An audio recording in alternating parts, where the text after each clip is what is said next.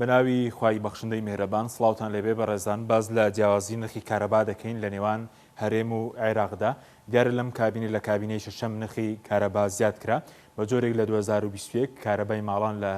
لە 15 دینارەوە بۆ 8 دینار زیاد کراوە لە 2023 لە بەشێک لە سیتیەکان نرخی کارەبا لە 15 دینارەوە بۆ 156 دینار زیادی کرد کە بەڕێژەی لە 866 بوو. ئێمە باز لە جیاوازی نرخی کارەبا دەکەین لە بینی هەرێم و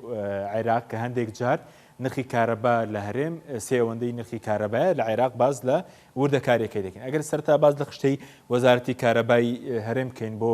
هەژمارکردنی نرخی کارەبا و وەرگرتنی کرێی کارەبا لە هاوڵاتیان بەم شێوەیە مانگانە کیلۆواتە لە یەک کیلۆوات تاوەکو 450 کیلۆوات بە 18 دینار بۆ هەژمار دەکرێت،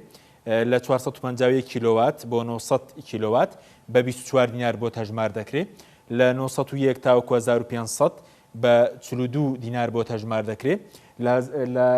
1501 تاوەکو 2100 بە 72 دینار بۆ هەژمار دەکرێت. بۆ نمونە تۆ هاوبەشێکی کارەبایی 2100 کیلۆواتت بەکارهێناوە لە مانگانە بەم شێوە هەژمار دەکرێت. 450 کیلۆواتی یەکەمت بە 18 دینار بۆ هەژمار دەکرێت، 450 کیلۆواتی دووەمت بە 24 دینار بۆ هەژمار دەکرێت، دواتر 600 دیکەت بە 600 کیلۆواتی دیکەت بە 32 دینار بۆ هەژمار دەکرێت، پاشانیش 600 کیلۆواتی دواتریشت بە 72 دینار بۆ هەژمار دەکرێت. واتە بپلە بەپلە نرخی کارەبا زیاد دەکات. لە 2101 تاوەکو 3000 کیلۆوات بە 90 دینار هەژمار دەکرێت، لە 3001 تاوەکو 5000 کیلۆوات بە 180 دینار بۆ هەژمار دەکرێت، پاشان لە 5001 بەرەو سەرەوە بە 240 دینار هەژمار دەکرێت. وەکو ئاماژەمان پێکرد پلە بە پلێ بۆ نمونەگەر 3000 کیلۆواتت بەکارێ نابێت لە مانگێکدا 450 کیلۆواتی یەکەم بە 18 دینارە، 450 کیلۆواتی دووەم بە 24 دینارە، 600 دیکە دواتر 600 کیلۆواتی دیکە بە 42 دینارە، 600 کیلۆواتی دواتر بە 72 دینارە، 900 کیلۆواتی دواتر بە 90 دینارە بەم شێوێ هەژمار دەکرێت. لە عێراق بۆ نمونە بەم شێوەیە خشتەی وەزارەتی کارەبای عێراق بۆ هەژمارکردنی نرخی کارەبا لە 1 تا 1500 کیلۆوات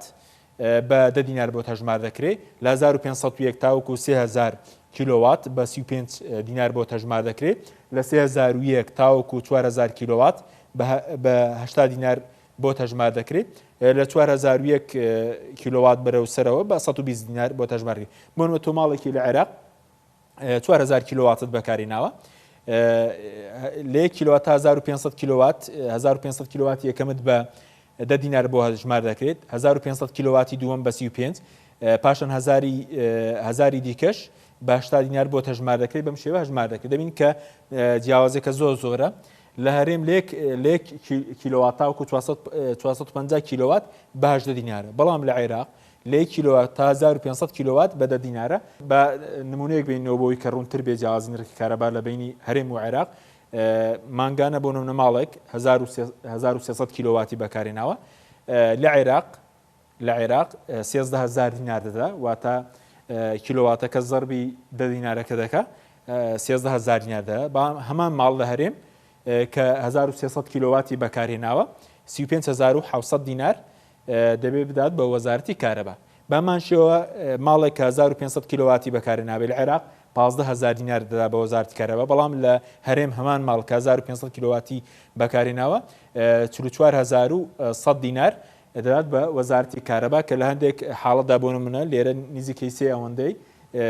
پارەی کارەبا لە هەرێم سێوەندەی عێراق. ئەم نمونەیەش 1300 کیلۆواتەکەی کە بەم شێوەیە هەژمار کراوە. بۆ نمونەگەر ماڵێک لە هەرێم 1300 کیلۆواتی بەکارهێناوە 450 کیلۆواتی یەکەم بە 18 دینارە کە دەکاتە 8100 دینار، 450 کیلۆواتی دووەم 24 دینارە کە دەکاتە 10800 دینار، 400 کیلۆواتی دواتر بە 42 دینارە کە دەکاتە 16800 دینار، بە کۆی گشتی 35700 دینار. بەم هاوکێشەیە کارەبای هەژمارمان کردووە بەم شێوەیە کە ئەمە خشتەی وەزارەتی کارەبای هەرێمە، بەڵام ماڵێک لە عێراق ئەم 1300 کیلۆواتەکە زەربی 10 دینار دەکەی 13000 دەرەچێ، بەڵام ئەوەی هەرێم 35700 دینار دەرەچێت کە دەبینین جیاوازیەکە زۆرە. بەمان شێوە بینە سەر نرخی کارەبای بازرگانی لە بینی عێراق و هەرێم ئەمە خشتەی وەزارەتی کارەبای عێراقە لە 1 کیلۆوات تا 1000 بەڵێ لە 1 کیلووات تا 1000 کیلووات بە 6 دینارە ئەمە نرخی کارەبای بازرگانی لە 1001 تاوەکو 2000 بە 80 دینارە بۆ نمونە تۆ دوکانێکت هەیە 2000 کیلوواتت بەکارهێناوە 1000 کیلووات یەکەمت بە 6 دینار بۆ هەژمار دەکرێت لە عێراق 1000 کیلوواتی دواترت بە 80 دینار بۆ هەژمار دەکرێت بەڵام لە هەرێم نرخی کارەبای بازرگانی 156 دینارە کە جیاوازەکە زۆرە